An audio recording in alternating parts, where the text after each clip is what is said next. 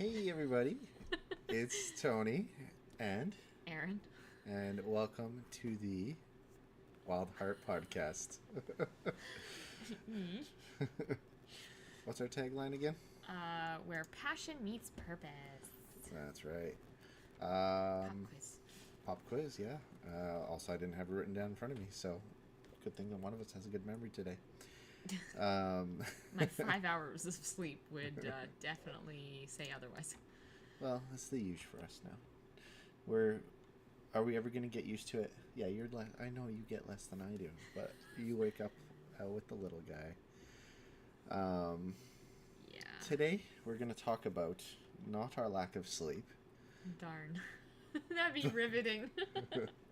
We could have a whole offshoot. We could have a whole episode about what to do with lack of sleep, but... Bonus episode where we just sleep on stream. Just, one of those sleep streams where we...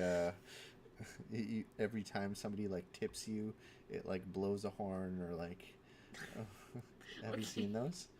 I have. Like, not specifically that, but that's just, yeah. like, obnoxious. But...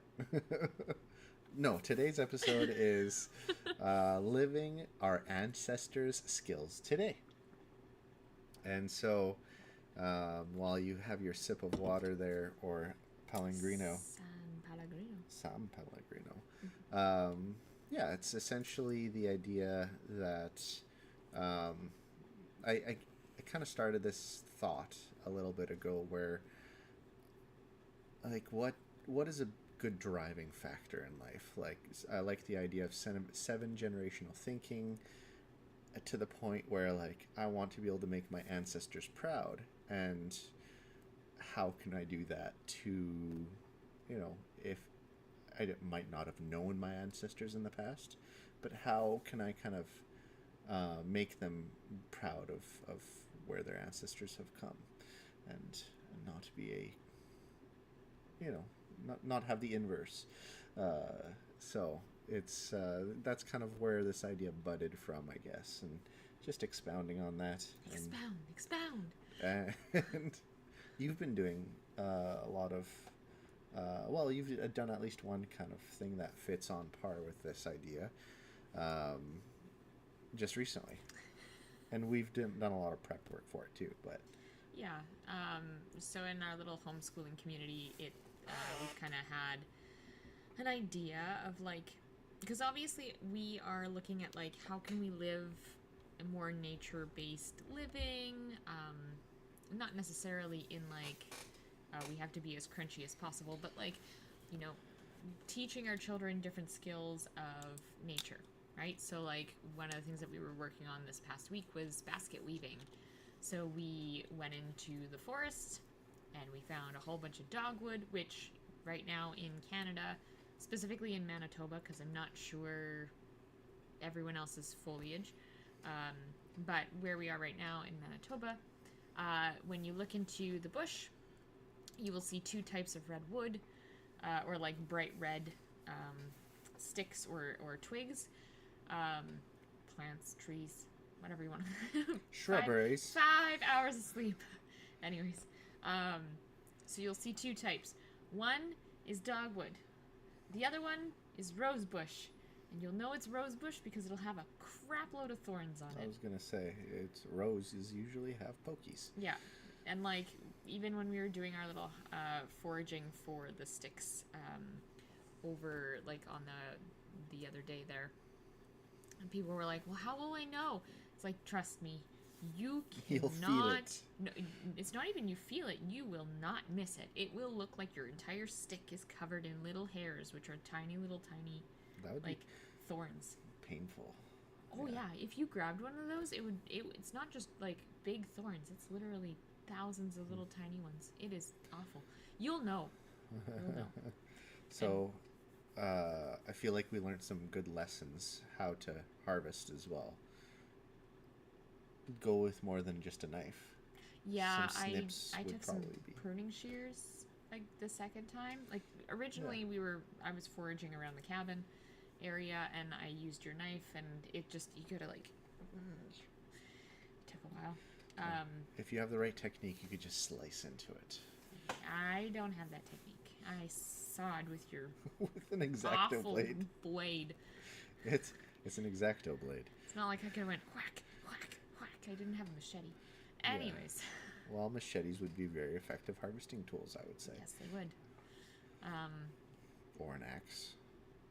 Or pruning shears. Those are better. However, I found that when I used it on the bigger ones, I actually bent the pruning shears, so I don't know how. Were they pruning shears or my tin snips? No.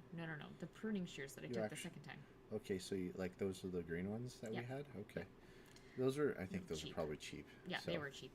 You're better off with tin snips. I could bend them with my fingers.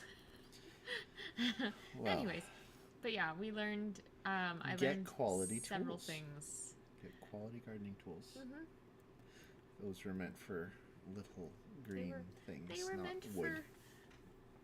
for, typical little gardening cuttings. Not what I was using them for. I think. Well, as we evolve our garden and like our tools, we will know what not to recommend, obviously, but at one point we'll know what to recommend as well. If you have any ideas of kind of gardening tools that specifically pruning shears, let us know, because we're in the market for pruning shears, it turns out. It's one of those things. As we kind of move along, we'll have a list of things that, hey, this worked for us and this didn't, and I don't know if we're going to turn into a review channel or anything, but it is. I'll recommend what I use that I like. Exactly. We went on a few adventures in the wood too, right? Yes. Yes, we did. Part of it. So right now is the kind of, as I found out, a good season for harvesting sheds for deer. So antlers, sheds, which are not like the wooden thing. Anyway, we like to find deer sheds where we have deer living in sheds. No, just kidding. So sheds, essentially what happens is throughout the winter, the deer who have antlers, the males, bucks, they have antlers that they build up through the year through their nutrition, minerals, and so forth.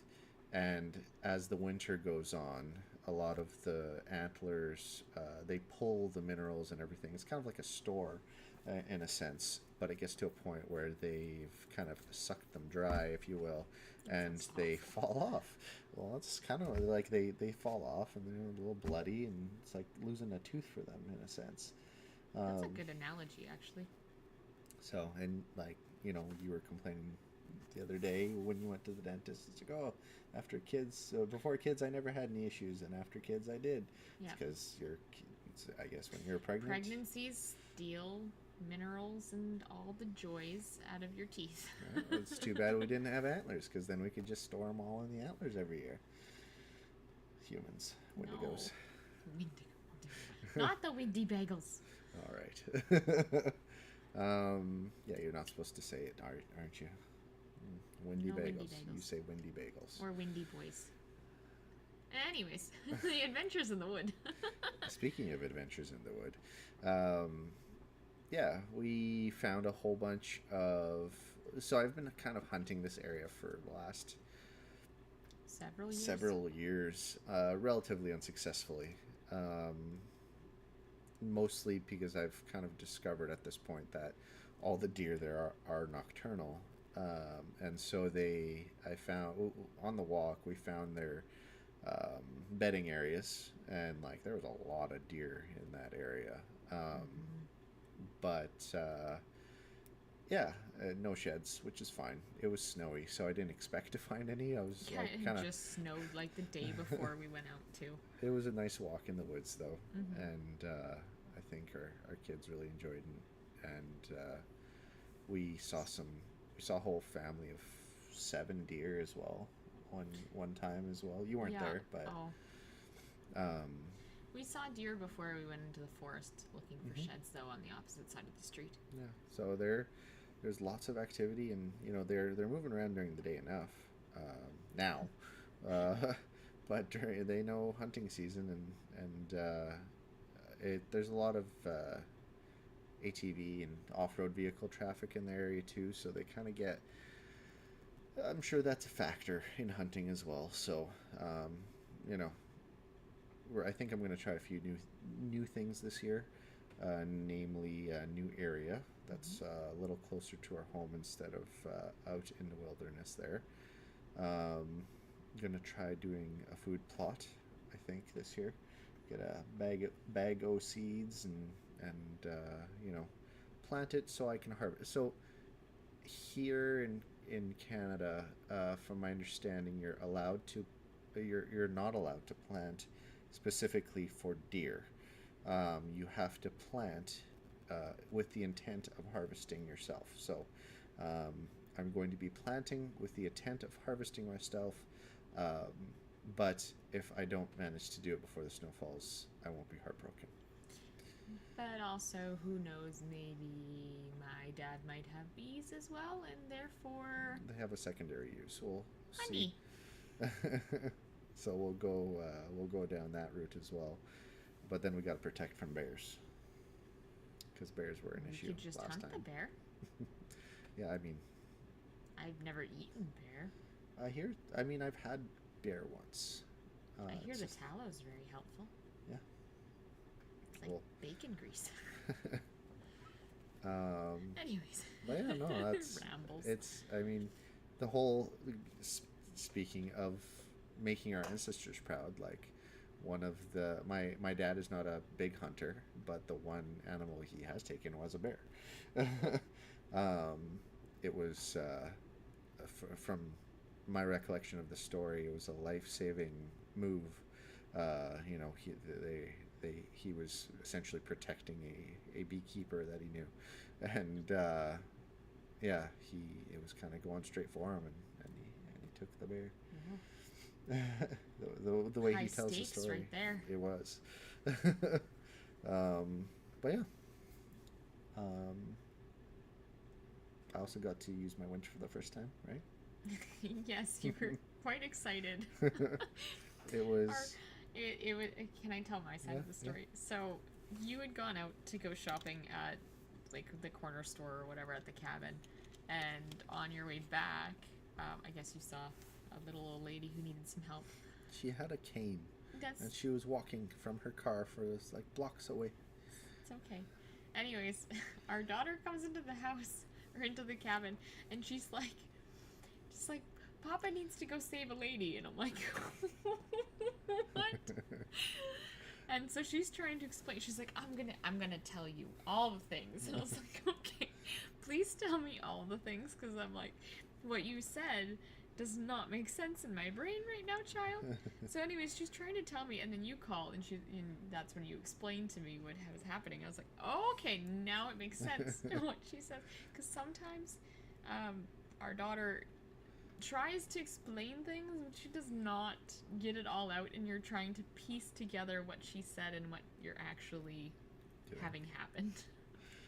That's why I called. It was Papa has to go save a woman. I'm like, okay. From the dragon, of course. Oh, because she said something about her car being frozen, and I'm like, it was really funny. I was laughing so hard. I'm like, okay, Papa's gonna go be a hero, I guess. And yeah, like, is long story short, she got herself in some it was very melty the week before, so there was ice all over the roads, and then there was fresh snowfall, so there was essentially a nice thick blanket of snow with ice underneath. So if you didn't have four-wheel drive or didn't know how to turn it on in this case, there was essentially a nice thick snow, so she drove into the snow, and then when she tried to get out, it was just... She tried to drive into a driveway. That was unshoveled. Yeah. And when she tried to get out, she was just spinning out on the ice. And, you know, she was saying she's been digging for, like hours, and she didn't have a cell phone, and she had to pick somebody up in an hour. Oh. And so I was just like, oh, well, I got a winch. I'll just winch you out. Poor old lady. like, so this is the second attempt to use the winch. We had one of our neighbors at home here get stuck in our back lane recently, but turns out not all vehicles have hook points, and Which like is he stupid. had a nice sporty little, what was it, Toyota something, and it was just like there was nowhere on the front or back for that matter that I could like hook on the winch and pull without breaking a bumper or something. Mm-hmm. And so I think one of the two lessons from the whole winching experience is like right now I just have a winch with a hook. I want to get some like material, what are they called, toe, uh, Band. their toe straps, and so like essentially you just got two loops with a string or a rope, Just a string. just a single thread. And so yeah, I want to get those so that I could either hook on wheels or just have options basically. You're gonna start your own company. Well, I don't want to be in a situation where I'm like, oh, I actually really need to use this winch because you're stuck and there's like we just pushed the first guy out, and but like if that wasn't an option, I don't want to be breaking people's vehicles, being helping them essentially. I hear you. Just for the record, Tony's towing is already taken. That's fine. I don't plan on starting a towing business. Yet. Yet. Extra income. Well, options. It's good to have options and experiences. What you want to scooch No, over? like you're not in the frame. Anyways, keep talking. So, long story short, winched her out and showed her how to use four-wheel drive. And then off she went, and off I went. So it was just a good learn. Oh, and I discovered that my controller, so it's right now it's wired to the winch. I got the second hand, so the controller that plugs in, I guess there's a break in the wires because as soon as I was wiggling, there's points where the winch wasn't responding and kind of clicking. So I might just have to get a new controller and probably get a wireless controller. I'm not sure. Options are good, and that way I could kind of walk out. And lessons. And you were so excited. I was. She tried to pay me. I'm like, no, I'm just excited to use my winch. It was kind of cute because it's like when you get when you're getting your favorite toy on Christmas and you're just so excited to go and play with that toy. I'm like, Papa's a big kid right now.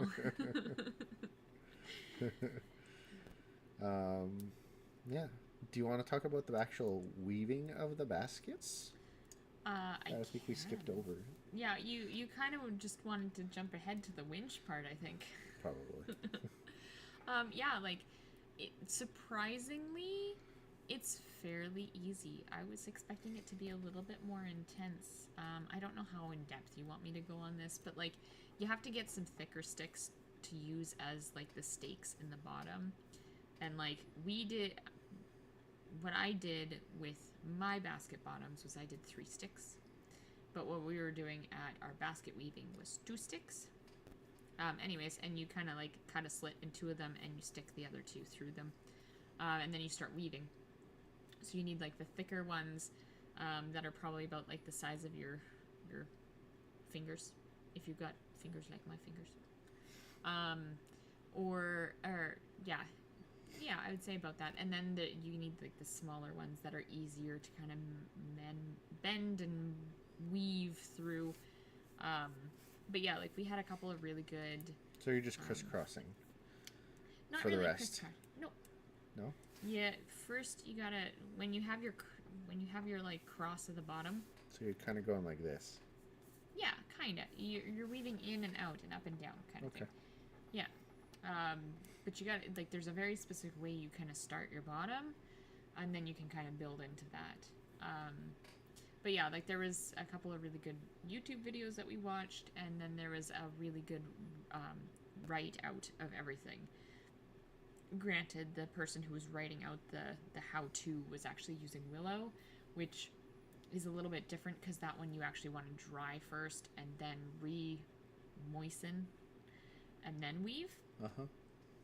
whereas dogwood doesn't dry nearly as bad as willow. So you can weave that while it's still wet. Like, you can cut it and then weave it that same day. Okay. We were weaving outside, so the sticks were a little bit less malleable. Cold, probably, too, Yeah, that day, if memory serves. Yeah, that was like the coldest day of the week. Go figure, right? But yeah, I think what I'll do in the future when I start to try to finish the baskets, because we just got a couple of, we got enough, the children allowed us enough to do a couple of circles of the bottom, and then that was kind of it. They were all starting to turn into pumpkins, so we had to get out of there. You gotta be dynamic with what when you got kids. Well, and that's the nice thing about our group was we're all homeschooling parents, so we're like, we get it. We get it. Like, okay, let's just finish the tutorial and let's move on. Yeah, I mean, for connecting with the past, that's huge. I mean, it's Easter coming around the corner. That's kind of why we were wanting to make baskets, so we could do Easter. Sounds like we got to finish it before this weekend, maybe. I don't think I have enough sticks. We could go get some. We'll go on a walk. We'll see. Yeah, the tricky thing is it's hard to harvest with children. That's fair.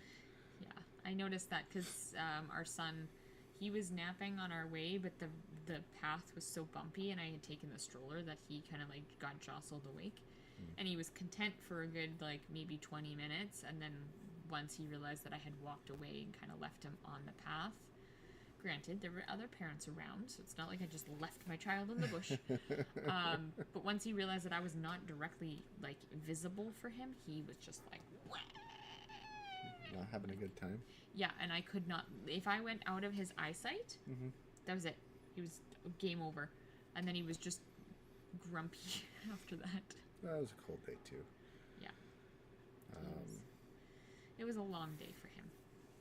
So I came up with like a list of ways to connect ancestrally, is what I'll call it. And like we're trying to do all of this, and I just kind of gave it a label, if you will. So this isn't an original idea, but it's just what we're calling it right now. The idea of being sustainable living is, so, you know, whether it's the gardening, well, solar is going to be on the horizon someday. We don't have solar on our house currently, but it's definitely going to be in the future. I have a pile of solar panels in my possession. Look for solar stuff in the future. How to set up your own array.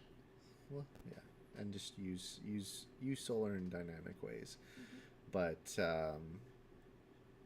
the idea of like folklore, storytelling, and weaving that into the one good way of, like, I used to do this a lot, but just creating your own stories for bedtime lessons was one thing. I kind of I got away from it for now, because we're focusing a lot more on numbers and just reading books in the evenings. But yeah, I used to incorporate nightly. Let's just say our kids are struggling with something. I would incorporate the lesson that I would want to kind of impart, and then I would ask our daughter, like, hey, give me a name. Like, what is the name of the character? And she would give me one. She's the worst at naming things. She's like, gotten better now. 7 syllables long. You're like, I don't even know how to spell that. But she's gotten better, and the point is, you'd incorporate it into the story, and just make a story up, essentially, with that lesson interwoven. You want to get the next one? Oh, excuse me. Yeah, like just was it reviving traditional skills and crafts? This I find like a lot with just kind of my hobbies. I feel like I don't know. I saw a TikTok the other day, and it was about a woman being a hag wife, like hag, like witch wife, And it was hilarious. I'm like, this is what I aspire to be. Like, I just want to be the witch of the wood. Okay. But like, that's kind of the stuff like woodworking, quilting, or sewing, foraging, doing different like traditional crafts and skills. Like, Blacksmithing. Yeah, blacksmithing. I do stained glass. Granted, if I wanted to be really traditional with it, I would be using lead cane versus... It's okay, we don't need to use lead. There's zinc cane as well, but, you know. Let's not poison ourselves inadvertently. Drink out of lead. What is it, Beethoven did that? Beethoven? That's the theory that he went crazy. Was it lead or was it mercury? I don't recall. I don't know. His Anyways. favorite mug was poisoning him. Perfect. But yeah, like, and I, of course, with this, I love the idea of, like, this is kind of where we're getting at with, like, the homeschooling group, too, is we're bringing that to our children, and we're teaching our children different things, you know. But that's not all. Like, we're not, I'd like to point out that, like, I'm still pretty techie. Oh, yeah, so, I'm not, like, forego all of technology to go live. Yeah, we're not going to, like, into Hutterite mode. I was going to say Amish, but sure. Amish, Hutterites, they're very similar. We are not going to pull a village by M. Night Shyamalan. Where we just take a group of people and go into the forest because we've purchased land, and then... Spoilers, if you've never seen that movie. It's too late. The movie's been out for decades. So... Anyways, moving on. And this will lead us into our kind of homestead, self-sufficiency. Just even just kind of priming our daughter with the idea. It's like, hey, we're gonna have animals someday, and like, I heard this on a podcast in the past. It's like, you don't get all the animals at once. You kind of do one a year. I think it was. And so like that way you have time to grow into the taking care of the animal, and you get to, you know, once what do they call it? Graduation day comes. Stop squeaking. I'm sorry, my chair is just squeaking like a turkey. So, you know, you have the opportunity to reset every year, you know. And chickens or ducks are a different story, but like with the larger animals like pigs and cows, you know, they graduate to... I'm not saying we have to do them. No. But we need to start with the smaller animals, Yeah, like chicken. we'll get there. No problem. Go eat the chicken. But the cow or the pig, I don't know. We'll see. I'm sure we'll be telling the whole story online, and so, you know, there's going to be lessons. I would rather just be like, hey, random farm, not random farmer. Hopefully, I've built a relationship with this farmer, not just some random. But like, hey, farmer dude, by the, you know, down the road, you have insert animal that I wish to consume. That's Trade an option. these. That's an option for sure. I like that option better. And I don't have to have the potential of getting attached. You're worried about getting attached. Well, I could take... Well, anyway. But that's part of, like, that's part of it, right? Like, understanding that it, like, they're there, you could be friends and food. in like a farm sense, in a strict homestead farm sense. That is like the little, I don't know where I saw it, but there was a video of a person who was like, my goldfish died, and then the next thing you see is he's eating it. I'm like, oh, you ate your Sounds your like we fish. got some work to do on this. That would be like, I mean, I would never dream of eating my cat, but that would be like, no, poor kitty. Yeah. And you know, there's you've lived a good life. Now to eat you. Well, there's no, like, anyway. It sounds like we have to maybe this will be a discussion topic in the future, so we could hash this out, because we don't have to hash out what we're doing, but there's clearly something going on here. Like I said, I can do the small animals. All right. We'll start there and see where it takes us. Yeah. And then, like, going into the food, just the cultural heritage, the culinary traditions. I have a Polish background, so I have a lot of, like, really tasty Polish dishes that I would like to pass on to the kids. Still trying to get some of the recipes out of my parents, but we'll see if that I could get any more. And you have some heritage you'd like to pass on, I'm sure, as well. I've got a whole bunch. We call it Heinz 47. I got like bazillions of different ancestries.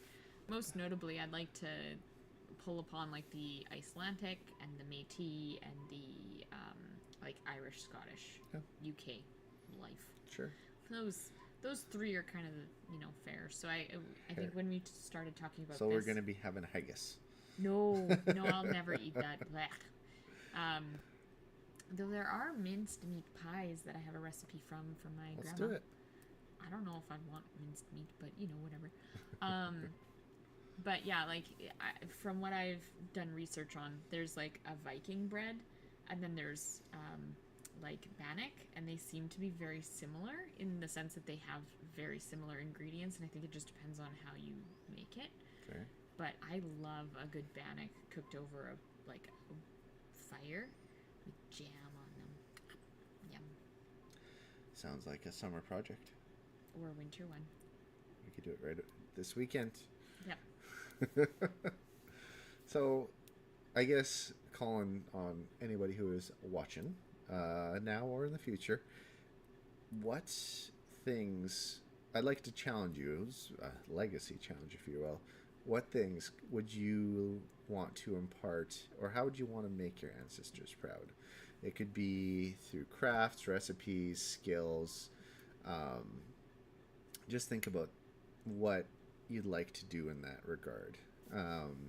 Even share, tag us, legacy challenge, hashtag legacy challenge. Tag. Yeah, is that how you do it? I don't know. I feel like I'm too old for those. Yeah, it's one of those things. I have become the old person. That's okay. We have wisdom. Yes, I'm not ready for my crone phase yet. I'm still heavily into the motherhood. We grew up in a time where the internet didn't exist, so we've seen the establishment of the internet. Anywhoots, that's about it. We're old. No, I'm just kidding. Yeah, so just legacy challenge. Make your ancestors proud. Yeah, we never talked about the legacy challenges for Easter. Like dyeing eggs, because that would be fun. Baking historical Easter recipes. What do you mean by historical? So we talking like there's a lot of Polish ancestry is very religious, and so there's like specific. In my family, there's always like sheep that there's you get classic historically in my family. You would get a basket together for Easter, take it to church, get it blessed, and in that basket would be sausage, eggs, a sheep that is baked out of it's like a cake. It has like coconut crumbs to make it look like a sheep. I've seen it. And what else? There's like a twist bread in there usually. Easter bread. Yeah, and maybe a few other cured meats and stuff. So that would be kind of like your Easter morning breakfast meal kind of thing. Historically. Sure, you're eating meat on Easter morning? I don't know. Is that a Friday? No, it's not a Friday, but it's a religious holiday, isn't it? Yeah, but Fridays are anyway. But that would be the recipes that we'd kind of, I guess, there wasn't much that we made other than maybe the cured meats, and like usually the breads wouldn't be baked in our house. But I wouldn't be I used to be a baker. I wouldn't mind baking some of the stuff. I don't have a sheep mold though for the cake bread thing. We could just make an Easter bread. Yeah. So, and then there's. I kind of want to get into like sourdough making, but that's let's do it. I love sourdough. I don't know if you guys do. If you've got a really good culture for a starter, you can make a really good sourdough. I'm sure we could find one. I've found one that one time that we had bread from whatever bakery that was that we got out by the cabin. Yeah. That was really good. Every other sourdough that I've found, I just don't like. It's like, I don't know. Anyways, we can discuss that later. It's neither here nor there. I am down for sourdough making. And then... Literally, I'm telling you, I want to become a hag wife. Well, let's do it. The vintage Easter decorations. I mean, and I know in my culture, it's a lot of... like, it was... I remember using a pencil with the eraser, and then you would stick a pin in the end, have a candle, essentially, a wax candle that you would dip the pin in, and you would decorate an egg with it. Once you had the egg all decorated with the wax, you would basically boil it in either red onion water to make it red, and then there was a few other colors, but probably it was like purple cabbage or beets. Yeah, basically a lot of natural dyes. So yellow onion is another one that you can use. Turmeric. Yeah, that was so all the natural ways to dye the egg, and then you could either, if you wanted to, most of the eggs were hard boiled, and that's why you would use that method. Or alternatively, you could poke a hole in the top and the bottom, if you wanted to kind of keep the egg with the design, you're not eating it after. This way you could actually eat the egg and decorate it, have your cake and eat it too, in a sense. Poke a hole in the top and the bottom, and you would blow out the yolk. That would be the method. Which is like the coolest thing. So, yeah, that's my heritage, Easter traditions, if you will, of recollection, other than going to a church a whole bunch, but we won't talk about that. Yeah, I grew up without religion, so we did eggs, decorated eggs. We didn't even... We searched for eggs too. We not we lost. did egg searches, and then we just had like a feast. That was like our thing. Like we had a family dinner. Yeah, I mean, family's always a good thing to have on most of these holidays. So yes, I do like to dip into more of like the traditional, like, I guess some would say pagan holidays, like Ostara would be one, or like the spring equinox. What's Ostara? Ostara is like the traditional, like way back ancient times Easter. Before Easter was taken over by the Catholics. Or before Easter. Before Ostara was taken over by the Catholics. Gotcha. It was a fertility festival. Because in the springtime, what happens? The animals go... You want to start your farm. Yep. Start having babies. All right. Just fertility festival, On that note, thanks for tuning in. I'm not going to say anything. I would say, I mean, we kind of, I was going to say that the next episode would have been the Easter episode, I guess, right? Post 2 weeks. Post-Easter, Post-Easter. So I guess we talked about Easter before Easter, so that worked out. Woohoo. But, yeah, we still haven't started our garden. Sprouts. We really need to get on that. Yeah, we've been busy. But that's okay. I feel like we'll get on it. Whatever. The snow's probably not going to disappear until the end of May anyway. Yeah, I feel like we got a late winter going on. So, thanks for tuning in. We'll call it there. Cool. I don't know if we have a tag. We don't have an outro, so thanks for tuning in. See you guys in about 2 weeks. Up. If you like this episode, please feel free to like, subscribe, and share with all of your friends and family. I don't know why that went into a weird octave. But yeah, feel free to share in the comments below about how your Easter traditions. Yeah, your ancestral, cultural heritage things. What you want to do for the Legacy Challenge. And follow us on social media. Yep. What's your social media handle? Wildheart Motherhood. Mine's Wildheart Legacy. So, Basically, it's Wildheart and then insert either motherhood or legacy, and you will get one of us. yeah. Or both of us if you want to follow both. I am slowly getting our website up and running. I'll share that in the links below once it's up. Cool. I don't post regularly on Instagram, so I'm fine. Yet. We'll get there. I have 2 children, and it is very tough to try and manage content creation while I do that. That's okay. One day I'll be there. It'll be homeschooling and basket weaving and hag wife life. Hashtag hagwife life. Thanks for tuning in. Take care. Bye.